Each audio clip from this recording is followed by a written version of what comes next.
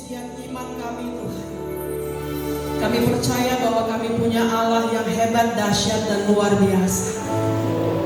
Kami mengalami begitu banyak memori-memori, bahkan perjalanan-perjalanan yang luar biasa bersama dengan Tuhan. Semua musim dalam hidup kami, Engkau selalu ada Tuhan. Dan hari ini kami akan merenungkan kebenaran firman Tuhan yang menjadi pelita bagi kaki kami, menerangi setiap langkah perjalanan hidup kami. Tuhan bantu kami, tolong kami untuk supaya kami bisa mengerti kehendak Tuhan. Buka pikiran setiap kami, terangi mata hati kami, ajari kami Tuhan akan surat cinta-Mu ini. Dan mampukan kami untuk tidak hanya paham firman, tapi juga sanggup menerapkannya dalam kehidupan kami pribadi lepas pribadi.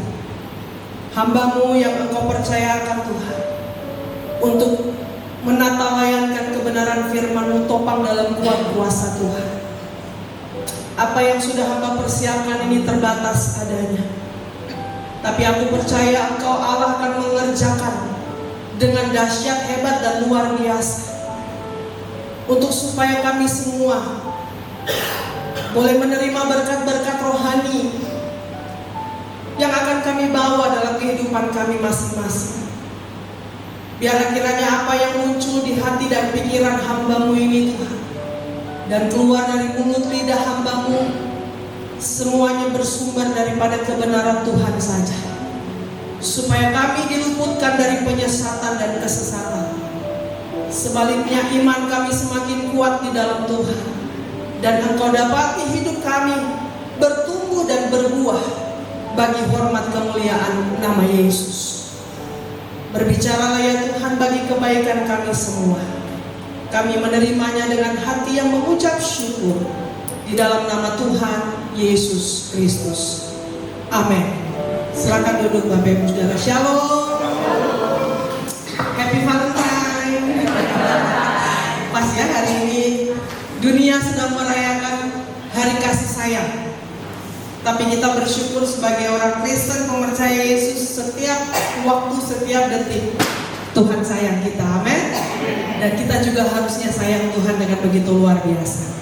Baik Bapak Ibu Saudara, sebelum saya masuk dalam perenungan firman, sebagai orang timur, ada baiknya saya memperkenalkan diri dulu. Ada datang di tempat orang harus memperkenalkan diri ya. Nama saya Pendeta Yolanda Abigail Makasunggal, mendapatkan kepercayaan Tuhan, memperoleh gelar Master Teologi. Dan saya berasal, kalau dari FAM, Bapak Ibu Saudara mungkin ada yang tahu Makasunggal ini dari mana? Maka-maka pokoknya ya. Saya berasal dari satu pulau yang sangat cantik, yaitu Pulau Sangir, perbatasan Filipina ya Bapak Ibu Saudara. Jadi kalau mau ke Filipina dekat banget dari pulau kami, Sulawesi Utara paling utara ya. Jadi kalau ada yang bilang Miangas, nah Miangas itu kepulauan saya. Tapi saya bukan di Miangas, ya Miangasnya sampai ujung banget ya Bapak Ibu. Saya agak dekat sedikit dari Manado. Puji Tuhan ada di peta, walaupun cuma bentuk titik aja. Ya, saya dari sana, tetapi saya lahir di Manado, besar di Makassar Bapak Ibu Saudara. Dan hari ini saya tidak sendirian, saya didampingi oleh pria-pria ganteng. Yang pertama saya perkenalkan dulu papi saya, Bapak Marles Makasunggal. Boleh bangkit berdiri papi? Iya, ini dia papi saya ini. Ya, selamat datang papi. Umurnya dalam perkenanan Tuhan bulan Maret ini 81 tahun. Papi adalah seorang konduktor atau dirigen yang memimpin banyak sekali paduan suara di Sulawesi Selatan untuk ikut tes Parawi dari tahun ke tahun ya. Jadi darah seni mengalir dari beliau. Mami saya tahun 2023 yang lalu dimuliakan Tuhan ya, dipanggil Tuhan dalam usia 79 tahun pada saat itu. Dan kemudian saya juga didampingi oleh ayah bebek saya ya. Boleh bangkit berdiri hambanya Bapak Evangelis Victor Utabarat. Puji Tuhan. Saya bilang, Mer, saya ada pelayanan di Tangerang. Saya sama opa aja ya, karena dia kurang sehat. Papi saya baru keluar dari rumah sakit dirawat. Jadi di rumah itu ganti-gantian, mulai dari anak saya dulu batuk flu, lalu kemudian menular, akhirnya papi saya kena agak parah sampai harus dirawat di rumah sakit selama kurang lebih 5 hari. Dan karena saya mengurus di rumah sakit, Bapak Ibu Saudara, akhirnya saya kena juga. Dan kemudian saya tularkan kepada suami dan sampai serak ya, sampai tidak punya suara Bapak Ibu Saudara. Akhirnya kami ke THT dan dokter menyarankan untuk puasa bicara. Baik Bapak Ibu Saudara, saya adalah ibu dari 2 orang anak. Anak saya yang pertama perempuan, berusia 28 tahun, namanya Kesia Viola Nabasa Lamtiur Utara. Ya.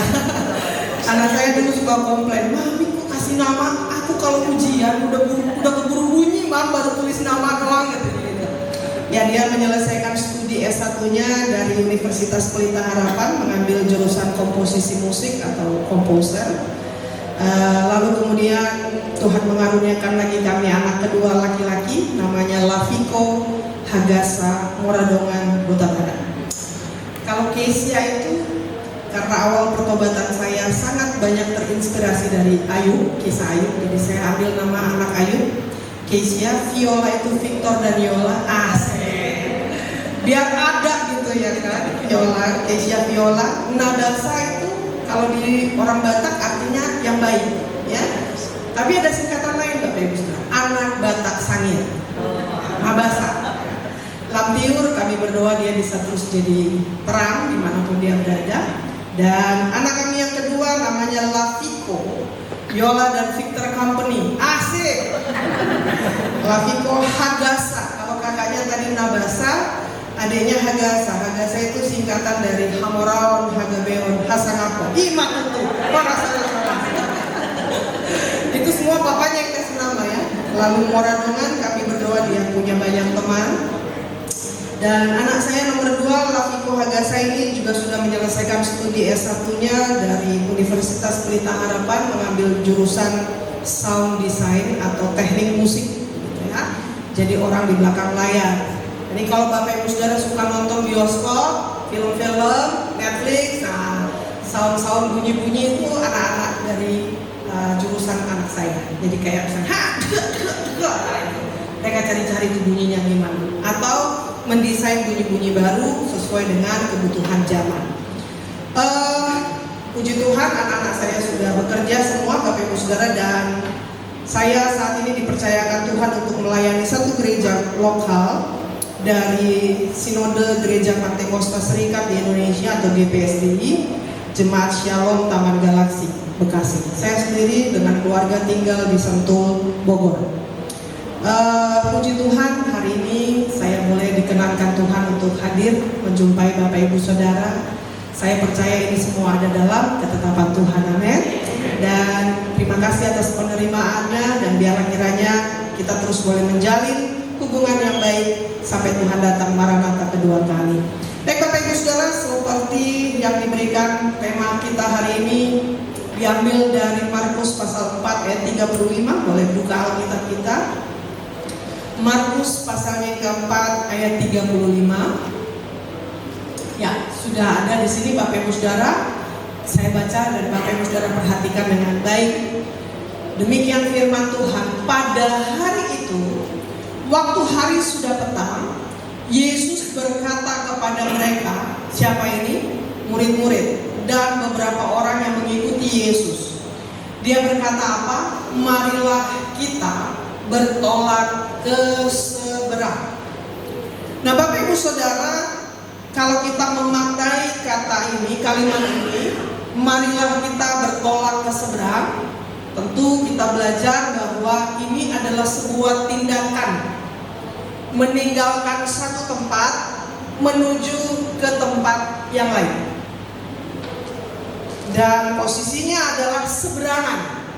Berarti dari sini saya menyeberang ke sana, gitu ya. Nah, kalau kita baca secara keseluruhan Alkitab, kisah ini Bapak Ibu Saudara, itu adalah kisah perjalanan Yesus melayani dalam kehidupannya sebelum kemudian dia ditangkap dan dihukum, disalibkan sampai mati.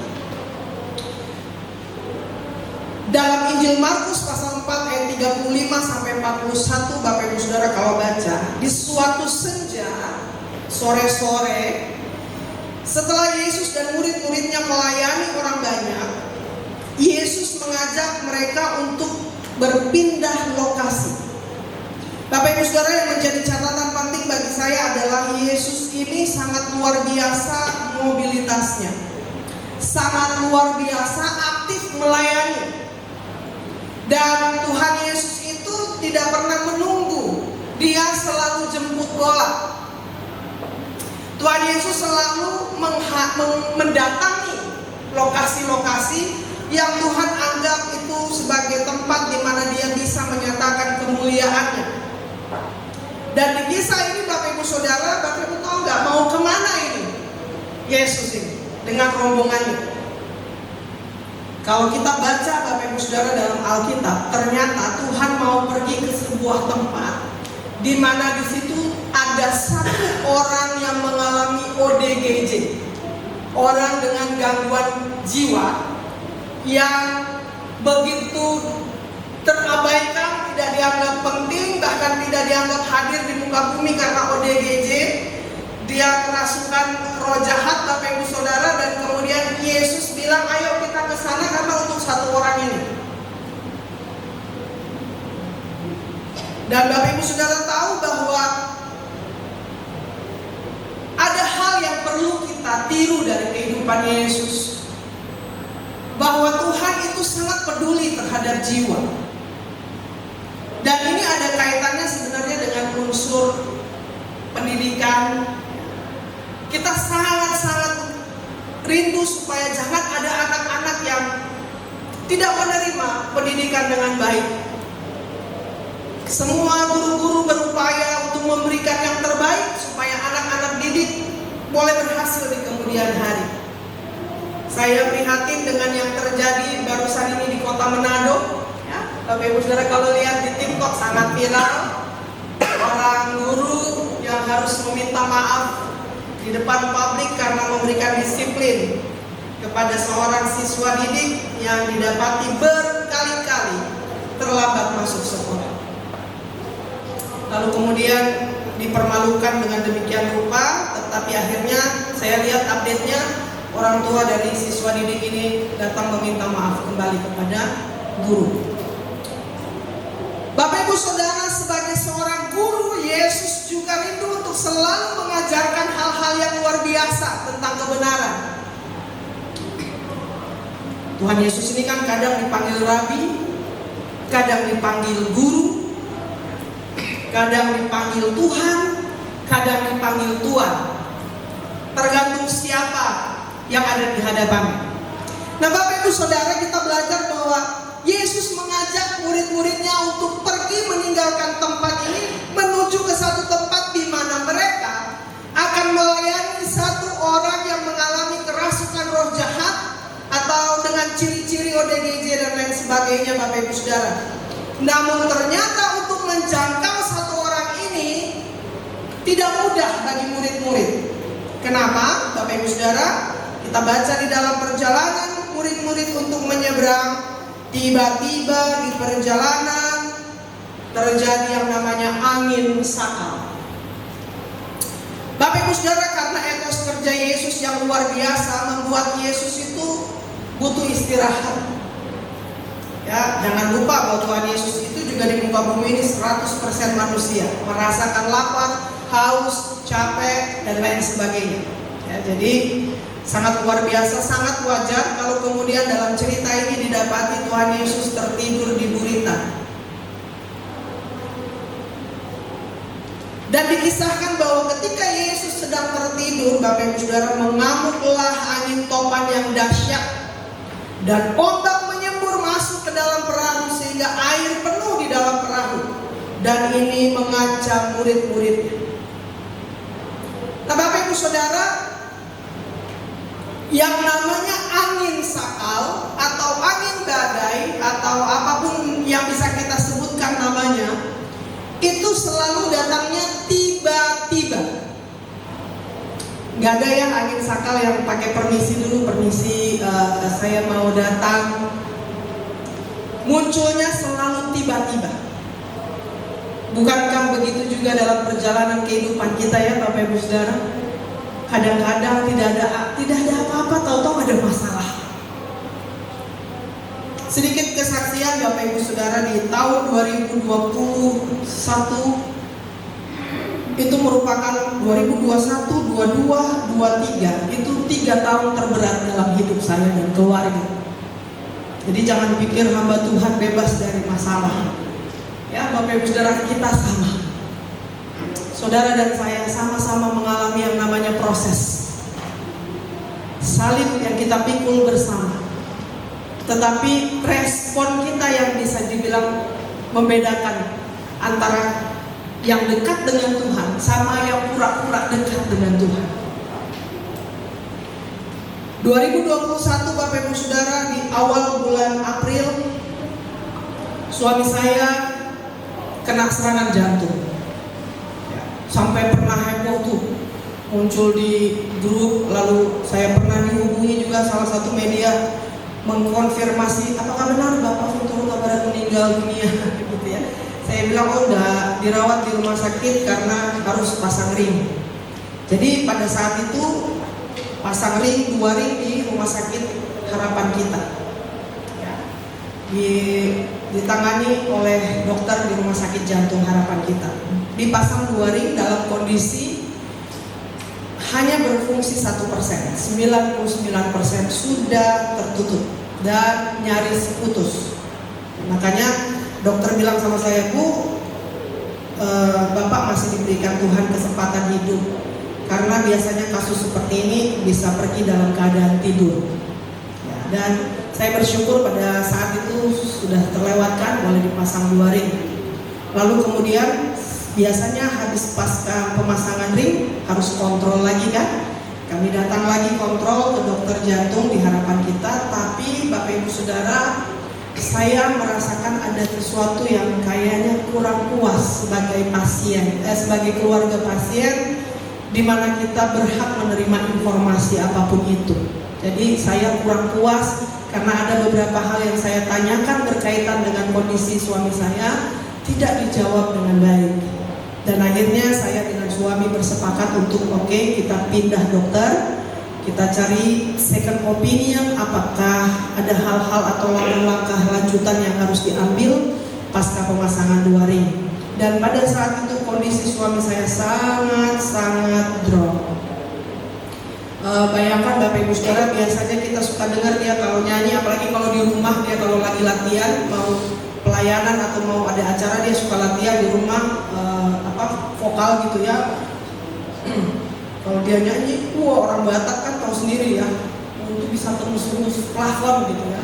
Dia nyanyi, gitu. Tiba-tiba pada saat dia kena serangan jantung, dia itu nyanyinya betul-betul sangat membuat hati saya, Tuhan. Dan kemudian akhirnya kami pindah dokter ke dokter Todung Silalahi, spesialis jantung juga di Rumah Sakit Jantung Jakarta. Dan ketika dia bawa rekaman medis dari Rumah Sakit Jantung, dia bilang, tulang ini, dia manggil tulang karena istrinya Boru Huta Barat. Tulang ini harusnya tulang pasang 3 ring kemarin, tapi ya udahlah, mungkin karena BPJS ya. Dia juga mungkin ada kode etik dokter gitu. Dan akhirnya dia menyarankan untuk pasang lagi ya tulang, ini harus tulang pasang lagi 2 ring lagi tulang. Masih ada beberapa pembuluh darah tulang yang tidak berfungsi dengan baik, jadi harus dipasang ring supaya kita jangan bypass. Jadi singkat cerita Bapak Ibu Saudara, 2021 April pasang 2 ring, Mei-nya pasang lagi 3 ring. Jadi dia bilang 2 ring, tapi pada saat di meja operasi ternyata dibutuhkan untuk pemasangan 3 ring. Jadi sekarang ini suami saya sudah ada 5 ring, Bapak Ibu Saudara ya. Dan puji Tuhan, semua karena kemurahan Tuhan, dia masih aktif bernyanyi. Dan dalam perkenanan Tuhan, Agustus nanti tanggal 29 suami saya genap 70 tahun. Semua karena anugerah Tuhan. Jadi itu badai pertama. Sementara saya mengurus suami saya dalam keadaan sakit, tiba-tiba mama saya sakit, hilang kesadaran, dan akhirnya harus dilarikan ke rumah sakit. Bapak Ibu Saudara, di tengah-tengah COVID ya, sangat luar biasa lah rumah sakit, ribet banget ya. Dan akhirnya mama saya dirawat kurang lebih 2 minggu. Kami sudah dipersiapkan oleh dokter menerima keadaan terburuk. Bahkan papi saya diminta untuk menandatangani apabila kesadarannya terus menurun, diizinkankah untuk dipasang alat bantu nafas. Papi saya menolak karena itu sangat menyakitkan gitu ya. Akhirnya tanda tangan. Lalu kemudian di tengah-tengah, kalau tidak mau pakai alat bantu nafas, apakah bersedia jika jantungnya berhenti dilakukan tindakan pompa jantung dengan resiko tulang rusuk bisa patah karena usia mami pada saat itu. Lalu papi saya menolak, ditandatangan lagi, dan kita bersiap kemungkinan terburuk. Saya dengan suami sudah berdiskusi cari rumah duka di mana dan lain sebagainya. Dan saya masih terus mengurus suami, urus juga mami saya, bolak-balik ke rumah sakit Bapak Ibu Saudara. Dan puji Tuhan, setelah hampir 2 minggu dari gereja kami datang untuk memberikan layanan perjamuan pada saat itu, walaupun anggurnya hanya ditetes di bibir mami karena tidak sadar. Tapi 2 hari kemudian mami saya bersin, buka mata dan bersin, dan dinyatakan wah, kembali lagi kesadarannya. Akhirnya pulang ke rumah. Bapak Ibu Saudara, luar biasa ya, kayak naik roller coaster. Sometimes good, tapi sometimes juga wow, luar biasa. Pulang dari situ Bapak Ibu Saudara, mengurus mami di rumah, mengurus suami di rumah, tiba-tiba papi saya mengeluh, tidak bisa bernafas, sesak nafas. Karena saya ada pelayanan, papi menunggu kurang lebih 8 jam. Dan Bapak Ibu Saudara tahu, ketika saya selesai pelayanan dari Bekasi kami ke Sentul, saya bawa lagi papi saya ke IGD, dan ternyata di situ dinyatakan papi kena serangan jantung. Akhirnya pasang 2 ring di dokter yang sama, dokter Todung. Papi juga sudah pasang 2 ring. Jadi Bapak Ibu Saudara bayangkan bagaimana hektiknya saya mengurus 3 orang pasien. Ya, tiba-tiba lagi anak saya yang paling besar, kakak Kesia,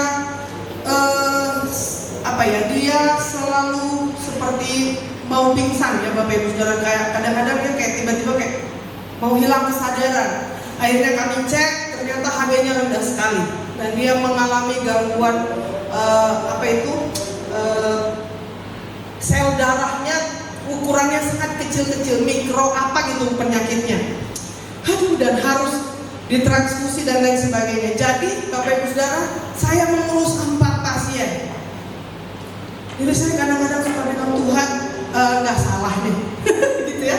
Tapi kemudian Tuhan ingatkan lagi, ya jalani dulu gitu ya. Jalani dengan hati yang terus tertuju kepada aku. Dengan setia Bapak Ibu Saudara, saya urus orang-orang yang sakit di rumah saya, termasuk mami saya, termasuk papi saya, suami saya, dan anak saya.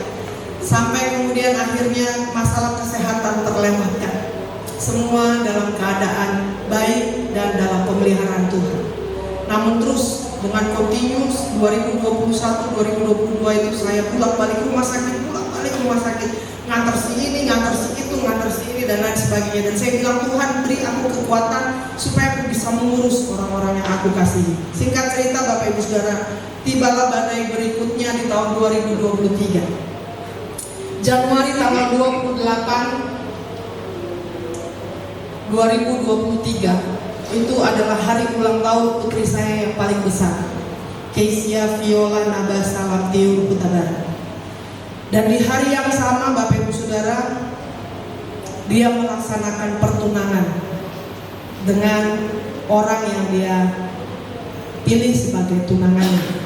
Ini saya berharap Bapak Ibu Saudara mendengar cerita ini sambil terus mendoakan, karena sebenarnya sudah selesai persoalannya, tapi saya harus saksikan bahwa Bapak Ibu Saudara ingat, badai itu datangnya dari permisi. Tanggal 28 jadilah pertunangan di rumah kami. Bulan Februarinya mungkin sekitar tanggal 5 atau tanggal 6 ya, saya lupa. Tiba-tiba kami suami istri dipanggil oleh keluarga besar suami saya. keluarga besar Huta Barat, dan beberapa orang pengerja dari gereja yang melaksanakan pertunangan anak-anak saya. Saya nggak tahu Bapak Ibu Saudara, sama sekali tidak tahu ada pertemuan ini. Suami saya tidak bicara, suami saya tidak sampaikan. Begitu sampai di lokasi kami bertemu, di situ saya kaget, kok ada wakil gembala, ada pengerja-pengerja beberapa orang, dan yang mewakili keluarga Huta Barat itu abangnya dia. Lalu kami duduk di satu ruangan dan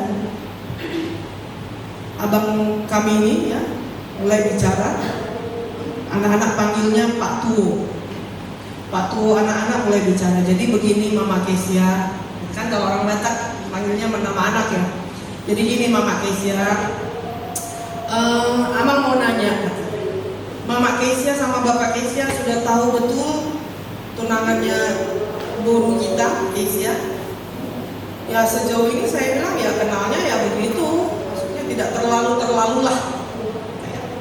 Terus iya, soalnya ini kita keluarga mendapatkan informasi. Saya dibawain handphone, dibukakan begitu ya, ada screenshot yang diperlihatkan kepada saya. Dimana kemudian Bapak Ibu Saudara saya kaget ya, karena di situ ditulis namanya, mohon maaf, mantan tunangan putri saya ini dosen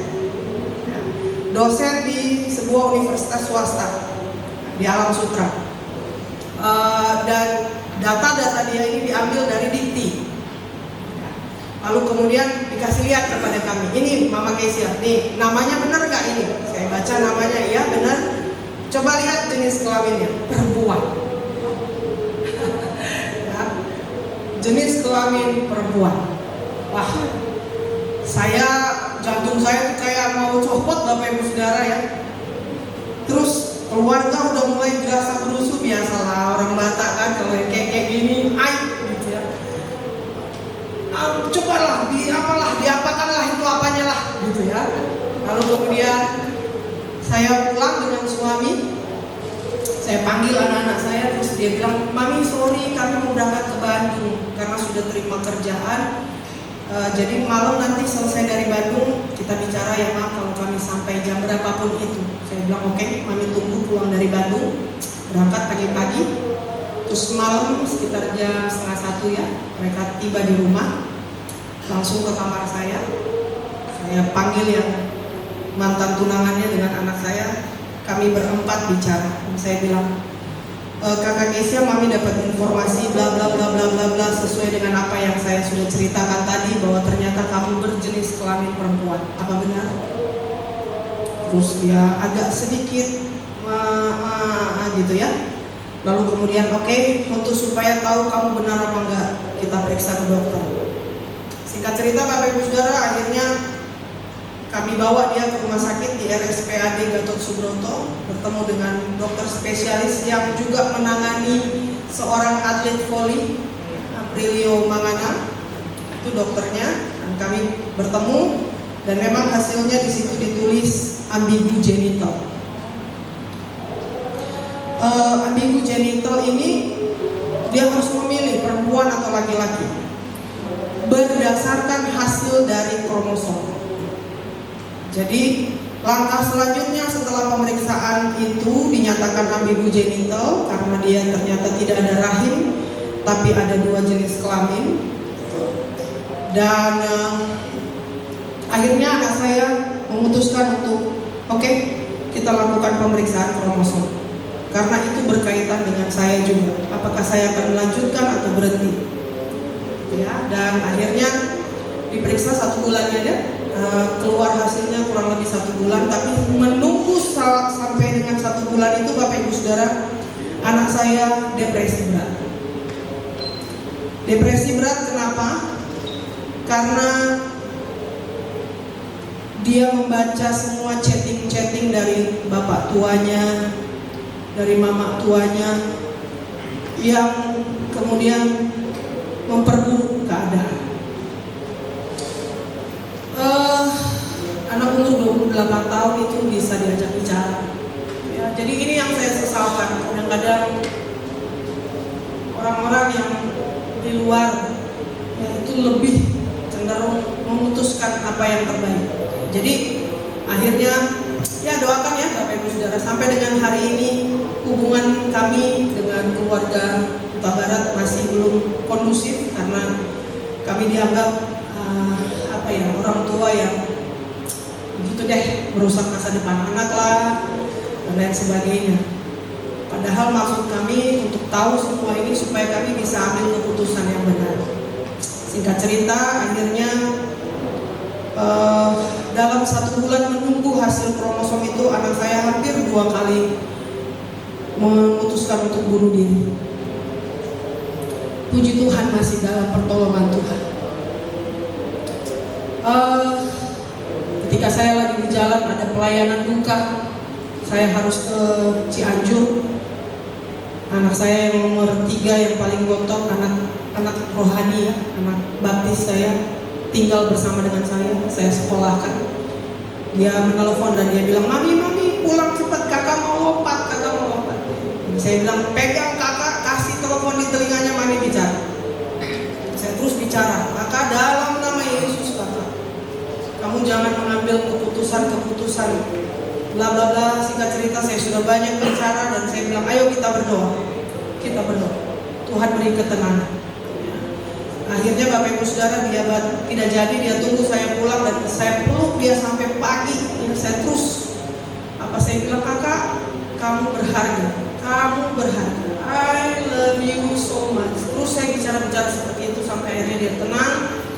Dan akhirnya 2 minggu kami terus dampingi, saya jadinya nggak kemana-mana tanpa dia, karena saya takut dia melakukan tindakan-tindakan yang saya akan sesali di kemudian hari. Dan kemudian Bapak Ibu Saudara, akhirnya bulan Januari awal dia datang kepada kami berdua dan dia bilang, Mom, Dad, aku sudah memutuskan untuk tidak melanjutkan pertunangan ini. Apapun hasilnya, saya memutuskan untuk tidak lagi bersama-sama dengan dia. Oke, saya bilang itu keputusan yang kamu ambil, kami percaya kamu berdoa dan Tuhan kasih kamu hikmat. Kami berpelukan hari itu, kami saling mendoakan dan saya bilang, Tuhan pasti akan memulihkan hatimu. Dan dia bilang begini sama saya, tapi Mam, minta tolong mami jangan paksa aku untuk cepat-cepat cari pengganti. Aku masih harus mencerna apa yang terjadi dalam kehidupan aku. Terus saya bilang, it's okay nak, kapanpun kamu siap, mami siap. Singkat cerita Bapak Ibu Saudara, akhirnya hubungan ini selesai. Saya mau bilang, badai itu suka nggak pakai permisi datangnya. Tapi kemudian yang kita pelajari sedikit lagi Bapak Ibu Saudara, ada hal yang sangat luar biasa yang Tuhan Yesus beritahu bagi kita. Boleh bantu dalam catatan kalau Bapak Ibu Saudara baca Alkitab di pasal 4 ayat 35 sampai 41 ini, ketika angin badai yang luar biasa sedang menghantam perahu mereka, tiba-tiba murid-murid berteriak kepada Tuhan Yesus dan berkata, Guru, Engkau tidak peduli kalau kita binasa. Bapak Ibu Saudara, seringkali waktu masalah pergumulan hebat datang menghantam kehidupan saudara dan saya, kadang-kadang kita harus akui dengan jujur, kita mulai mempertanyakan, Tuhan peduli gak sih? Walaupun kita habis nyanyi Allah peduli, Allah mengerti, tapi kenyataannya waktu kita sedang terpuruk, seringkali muncul, Tuhan kau peduli gak sih? Apa yang terjadi dalam hidup aku ini Tuhan peduli? Karena itu yang anakku tanyakan, Tuhan peduli gak sih sama aku?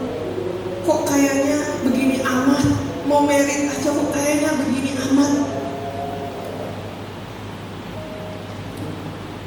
Dalam perjalanan kehidupan kita Bapak Ibu Saudara, saya bilang sama anak saya, Kakak, kamu sudah selesai di chapter ini, ayo maju, masuk ke chapter berikutnya. Ayo kita ke seberang.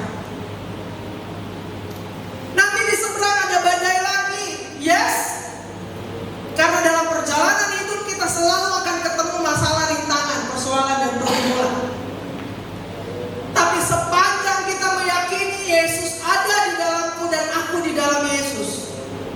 semuanya pasti terlewati. Dan Bapak Ibu Saudara tahu waktu dia bilang, "Mami, tapi tunggu, I'm stay here. Saya jangan diminta lagi untuk cepat-cepat menikah." Saya bilang, "Nggak apa-apa, Mami berdoa. Kamu berdoa, Mami berdoa."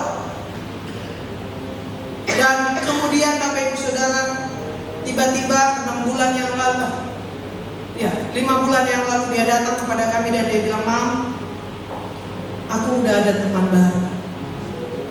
Saya bilang, "Kakak, kalau kamu nggak pernah berani melangkahkan kakimu meninggalkan yang kemarin, kamu tidak akan melihat hal-hal yang luar biasa yang nanti kamu bisa berani." Dan puji Tuhan, tanggal 28 Januari kemarin dilamarlah boru kami. Sampai waktu dia perkenalkan, "Mami, ini teman aku yang baru." Saya langsung tanya, "Kamu 100% original?" Dia bilang, "100% tante." "Oh ya, oke lah." Saking ada kayak traumanya gitu, jangan sampai kamu lagi bocor-bocor halus. Dan singkat cerita Bapak Ibu Saudara, akhirnya semua berjalan dalam perkenanan Tuhan. Topang dalam doa, putri kami akan melangsungkan pemberkatan bulan Mei ini, tanggal 2 Mei 2025 yang akan datang. Semua dalam perkenanan Tuhan, amin. Ya, ada yang menarik. Waktu Tuhan Yesus dibangunkan sama murid-muridnya dan bilang, "Tuhan, kau tak peduli kalau kita mati." Lalu apa kata firman? Yesus segera bangun dan menghardik angin itu dan berkata apa? Diam dan tenang. Dua kata ini Bapak Ibu Saudara yang harus kita bawa terus dalam hidup kita.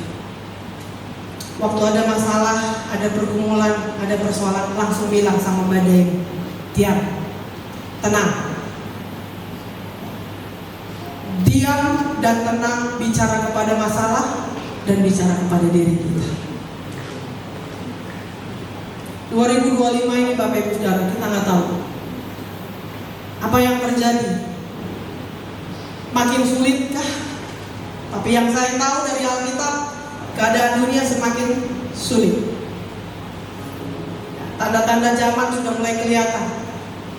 Saya tidak tahu karena terlalu banyak informasi ada apalagi di TikTok ya Bapak Ibu, kadang-kadang informasinya mengerikan.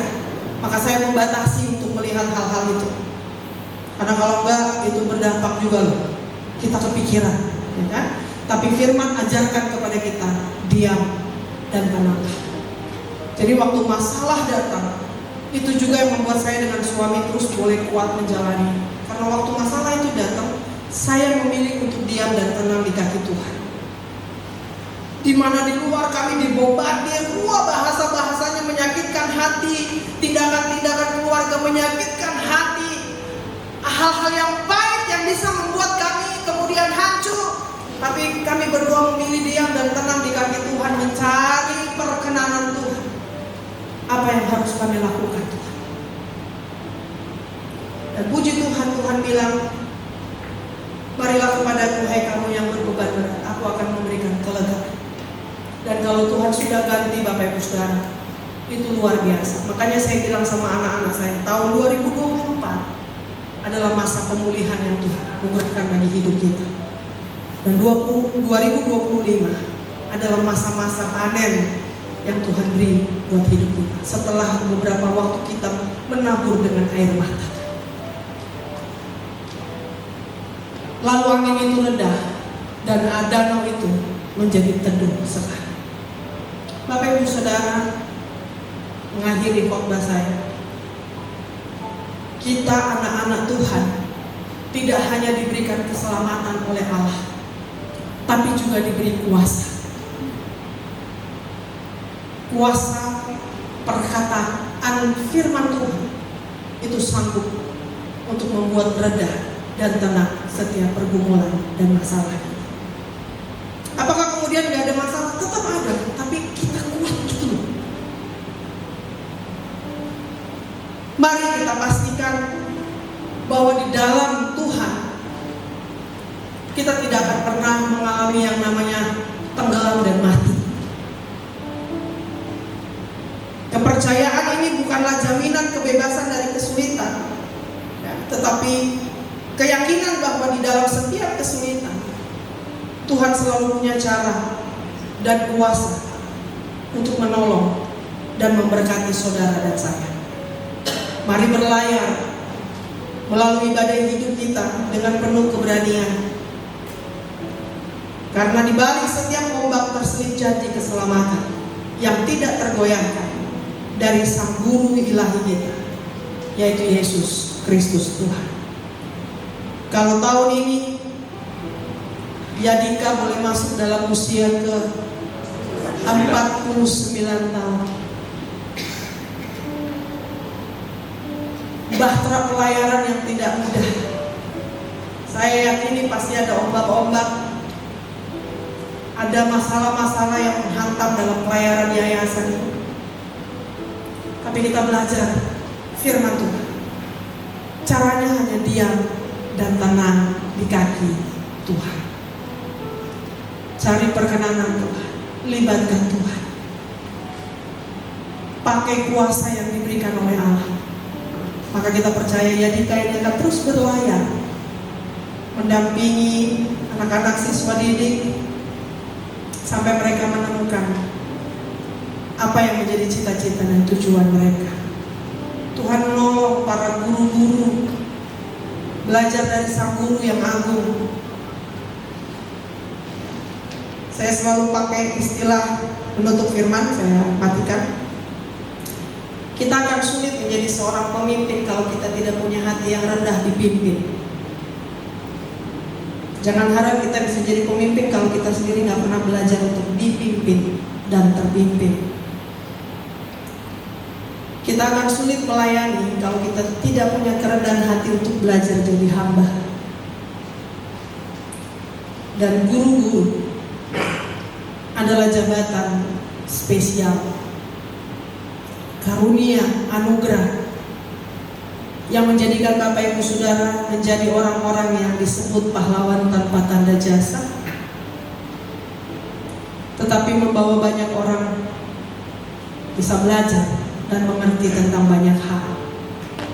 Terima kasih buat dedikasi Bapak Ibu Saudara, baik para guru maupun para staf yang ada di Yadika ini. Teruslah bekerja bagi hormat kemuliaan nama Tuhan. Menjadi orang Kristen sekaligus menjadi pengajar itu gak mudah. Guru sama dengan pendeta, bukan cuma jago khotbah Bapak Ibu Saudara, tapi jadi contoh dan teladan. Apa yang kita ajarkan, apa yang kita berikan, apa yang kita sampaikan harus sesuai dengan apa yang kita perbuat. Jadi jadilah teladan, jadilah contoh, tidak hanya bagi kecerdasan intelektual, tapi juga kecerdasan emosi, karakter bagi anak-anak, membangun mereka menjadi orang-orang yang hebat di luar sana. Sebelum jadi berkat buat anak didik, yuk jadi guru bagi diri sendiri, supaya kita tidak menjadi batu sandungan dan nama Tuhan dipermuliakan. Selamat ulang tahun buat Yadika yang ke-49 tahun. Dulu Tuhan Yesus menolong memulai, maka Tuhan Yesus juga akan menyertai pelayaran ini sampai kepada tujuan akhirnya. Tuhan akan terus menyertai. Kita berdoa, mengucap syukur. Terima kasih Tuhan buat kebenaran firman yang boleh kami sharing hari ini. Kami diingatkan Tuhan bahwa tidak ada pelayaran, tidak ada perjalanan yang tidak ada hambatannya. Tapi kami mau bersyukur bahwa kami punya Tuhan yang hebat, yang terus mendampingi dan menyertai kami dalam perjalanan hidup ini, Tuhan. Baik perjalanan kehidupan kami masing-masing maupun di dalam perjalanan lingkup kerja di tempat di mana Tuhan mempercayakan kami mengais rezeki, di tempat kami bekerja, di tempat kami berusaha. Biarlah kiranya ya Tuhan, kebenaran firman ini selalu mengingatkan kepada kami bahwa ketika ada angin ribut, daripada kami sibuk, panik, Tuhan mengarahkan kami untuk lebih lebih dahulu mengambil sikap diam di kaki Tuhan dan tenang, supaya kami bisa berdoa, meminta Tuhan menopang dan menolong, sehingga kami boleh menjalani masa-masa sulit ini dengan hati yang tetap bersyukur kepada Allah. Kadangkala kami tidak sadari Tuhan, ketika badai begitu luar biasa dan kami sudah kelelahan menjalaninya, kami tidak sadari bahwa ternyata Tuhan sedang menggendong kami untuk menyeberangkan kami masuk kepada perjalanan yang aman dan tentram. Terima kasih untuk semua kebaikan Tuhan dalam kehidupan kami melewati tahun 2024 yang kemarin, bahkan melewati bulan Januari, dan sekarang kami sudah ada di pertengahan bulan Februari. Terima kasih Tuhan. Biarlah kiranya Engkau dapati dari hidup kami hati yang sungguh-sungguh semakin cinta Tuhan dengan luar biasa, karena kami menyadari Tuhan, kalau kami ada sampai di titik ini, itu karena kemurahan Tuhan dalam hidup kami. Bantu kami semua Tuhan yang hadir hari ini, apapun jabatan kami, apapun panggilan kami dalam hidup ini, yang mendengarkan kebenaran firman Tuhan hari ini. Bantu kami Tuhan, terus topang kami di dalam kuat kuasa. Ajarkan kami lebih dalam lagi akan perenungan firman Tuhan ini, supaya ketika kami menjalani waktu demi waktu, kami menyeberang dari hari demi hari. Dari hari Selasa kami menyeberang ke hari Rabu kami menyeberang ke hari Kamis, seterusnya. Kami terus menjalaninya dengan optimis, keyakinan penuh bahwa Tuhan tidak pernah meninggalkan kami. Apapun yang mungkin saat ini jemaatmu dengarkan dan terima, relate dalam hidup mereka masing-masing. Mungkin ada beberapa hal yang sama dialami. Biar kiranya kesaksian hamba bersama dengan keluarga boleh menopang, menguatkan dan meneguhkan bahwa ternyata kami tidak sendirian menjalani gelut persoalan dan pergumulan. Bahwa ada orang-orang juga di luar sana yang mungkin barangkali masalahnya lebih berat dari apa yang boleh kami tanggung saat ini. Kami belajar firman bahwa ternyata apa yang kami alami, apa yang kami hadapi, Tuhan tahu kami mampu untuk menanggungnya. Sampai waktunya Tuhan akan memberikan kepada kami kelegaan dan kemenangan atas setiap masalah dan persoalan. Begitu juga dengan yayasan ini Tuhan. Engkaulah yang menopang dan yang menolong. Tuhan yang memulai satu pekerjaan baik ini, maka Tuhan jugalah yang akan terus mendampingi sampai Maranatha Tuhan pandang sudah cukup waktunya. Bapak, kami dalam kesempatan ini juga kami mau menaikkan beberapa pokok-pokok doa syafaat kami di hadapan Tuhan. Kami mau berdoa ya Tuhan bagi pemilik usaha Pancaputra Ganda Group, yaitu keluarga besar Ibu Luceria Siagian.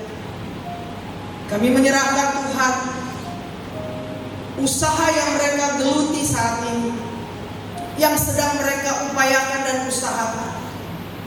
Kami tahu Tuhan, ada masa-masa, ada momen-momen seperti Alkitab bercerita tentang kisah Yusuf, 7 tahun kelimpahan, 7 tahun kekeringan.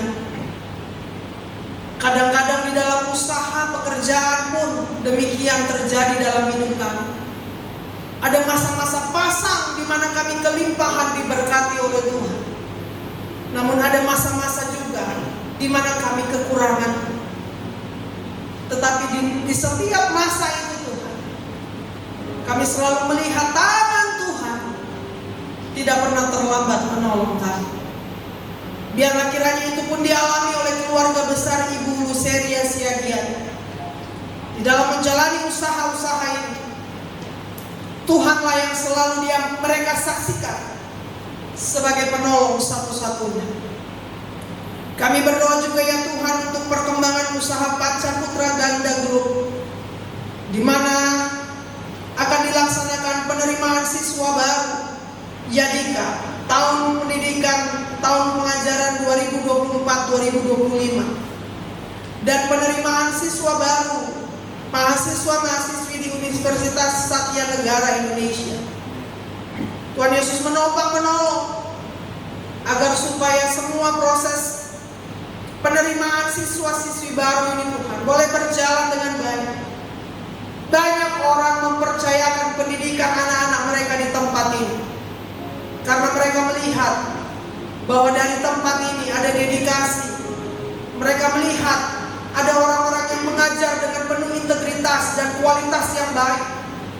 Mereka boleh mempercayakan anak-anak mereka dididik di tempat ini karena mereka boleh melihat ada hasil yang luar biasa yang sudah pernah dipanen dari tempat ini lewat kehidupan anak-anak siswa didik yang sudah selesai. Kami berdoa juga Tuhan Yesus buat karyawan dan karyawati Panca Putra Ganda Group bersama dengan keluarga masing-masing. Baik karyawan-karyawati yang percaya kepada Tuhan Yesus maupun mereka yang di luar kepercayaan. Kami tetap terus mendoakan mereka, di mana dari tempat ini, dari usaha ini mereka mengais rezeki. Tuhan memberkati kehidupan orang-orang yang bekerja di tempat ini, apapun keyakinan dan kepercayaan. Biarlah kiranya tempat ini selalu menjadi alat berkat Tuhan, menyatakan kasih, kebesaran dan kemuliaan Allah yang sanggup menopang dan memelihara setiap karyawan dan karyawati. Dan sebaliknya, sebagai orang-orang yang bekerja, kami juga harus menunjukkan kualitas kami sebagai karyawan dan karyawati yang baik. Sebagai pemercaya Kristus, kami tentu berbeda dengan orang-orang lain. Tuhan mendapati kehidupan kami ini Tuhan berdaya guna di tempat ini, bermanfaat, kami disiplin, kami punya karakter, kami punya integritas yang baik sebagai orang-orang yang bekerja di tempat ini. Seperti kisah Yusuf, Tuhan melihat bahwa Yusuf ini layak untuk diangkat menjadi orang hebat karena Tuhan dapat tidak sedikit pun dia mencemarkan dirinya dan melakukan perbuatan-perbuatan yang membuat Tuhan sedih dan murka. Biar kiranya itu Tuhan dapati juga Yusuf-Yusuf yang ada di tempat ini. Kami juga bekerja dengan dedikasi penuh, tidak hanya menuntut gaji hak, tetapi kami juga memberikan yang terbaik sebagai orang-orang yang dipercaya oleh Tuhan bekerja di tempat ini. Kami berdoa juga buat karyawan dan karyawati gedung Geraha Yadika Pusat dan di sekolah Yadika. Tuhan juga menolong setiap mereka agar supaya apapun yang dikerjakan, apapun yang dilakukan, Tuhan buat berhasil dalam nama Yesus. Dan kami berdoa Tuhan, ucapan syukur ulang tahun Yayasan Abdi Karya Yadika ke-49 tahun. Bapak, ini bukan perjalanan yang singkat. 49 tahun itu adalah perjalanan yang panjang. Banyak sejarah yang terukir dari tempat ini, dari orang-orang yang mungkin sudah pensiun, orang-orang yang pernah mengabdi. Ada banyak kenangan-kenangan yang luar biasa dari tempat ini. Bapakku, kami bermohon, biarlah kiranya umur yang panjang Tuhan anugerahkan bagi Yayasan Abdi Karya ini. Ke depan mereka akan merayakan lagi ulang tahun yang ke-50, 51, 52 dan seterusnya, sampai pada ketetapan Tuhan tempat ini, yayasan ini tetap menjadi alat berkat Tuhan dalam bentuk apapun panggilan Tuhan dari yayasan ini.